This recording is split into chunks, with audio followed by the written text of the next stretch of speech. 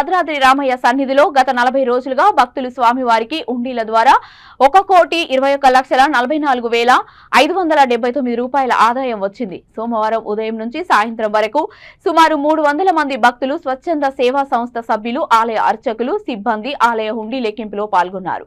ప్రధాన ఆలయంలోని హుండీతో పాటు ఉపాలయంలోని హుండీలను తెరిచి చిత్రకూట మండపం వద్దకు తీసుకెళ్లి లెక్కింపు నిర్వహించారు. ఆలయ కార్యనిర్వహణ అధికారి ఎల్ రమాదేవి ఆధ్వర్యంలో సీసీ కెమెరాల పర్యవేక్షణలో పోలీస్ బందోబస్తు నడుమ హుండీల లెక్కింపు జరిగింది.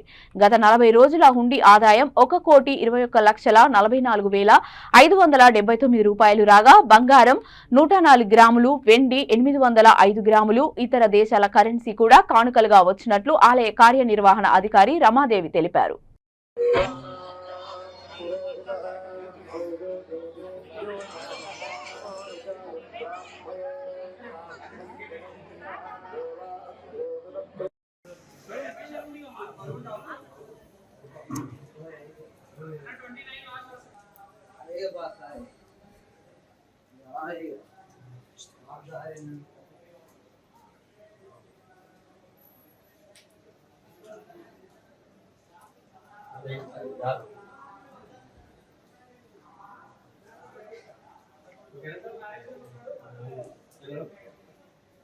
ఓకే అదన్నా 11 12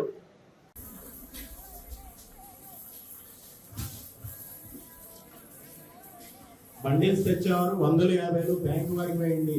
టేబుల్ మీద 150 వేయండి. కింద 10, 20 ఈ పక్కన మా వేద పండితుల దగ్గర 500, 200.